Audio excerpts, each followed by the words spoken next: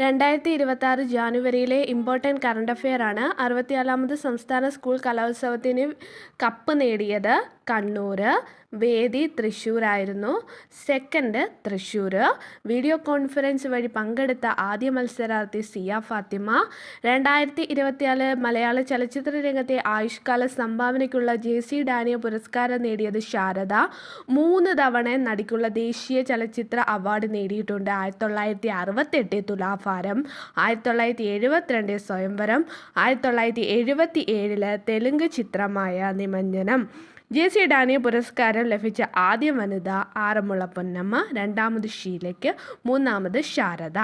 നടൻ ഉണ്ണികൃഷ്ണൻ നമ്പൂതിരിയുടെ സ്മരണാർത്ഥം മുള്ള പുരസ്കാരത്തിന് മരണാനന്തര ബഹുമതിയായി അർഹനായത് ശ്രീനിവാസൻ.